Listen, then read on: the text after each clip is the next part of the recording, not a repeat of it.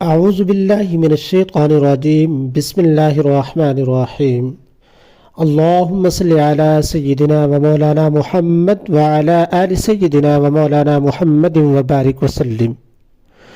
سب سے پہلے میری گزارش ان میرے بھائیوں اور بہنوں کے لیے ہے جنہوں نے میرا چینل مولانا محمد احمد درس قرآن سبسکرائب نہیں کیا تو پلیز وہ سبسکرائب کر دیں تاکہ آنے والی ہر اچھی ویڈیو آپ لوگوں تک پہنچتی رہے اور اس نیکی کے کام کے اندر آپ لوگ بھی شامل ہو جائیں۔ تو آج کی ویڈیو کا مقصد وہ ہے حصول برکت کے حوالے سے۔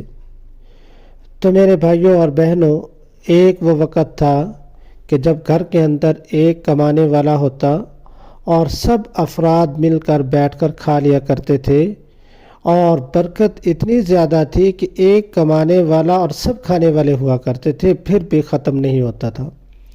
اور آج وہ وقت آ چکا ہے کہ گھر کے سارے افراد مل کر کماتے ہیں، والد بھی کماتا ہے، بیٹے بھی سب کمانے والے، لیکن کھانے کے اندر وہ والی برکت نہیں جو پہلے ہوا کرتی تھی۔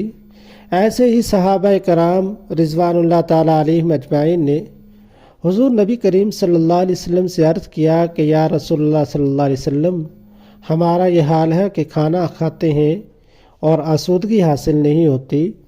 تو حضور نبی کریم صلی اللہ علیہ وآلہ وسلم نے ارشاد فرمایا کہ شاید تم لوگ الگ الگ کھاتے ہو۔ انہوں نے عرض کیا جی ہاں یا رسول اللہ صلی اللہ علیہ وسلم، الگ الگ کھاتے ہیں۔ تو پیغمبر علیہ الصلوۃ والسلام نے ارشاد فرمایا کہ تم کھانے پر ایک ساتھ بیٹھا کرو اور اللہ کا نام لے کر یعنی بسم اللہ پڑھ کے کھایا کرو، پھر تمہارے لیے اس کھانے کے اندر برکت بھی ہوگی اور طبیعت کو سیری بھی حاصل ہو جایا کرے گی۔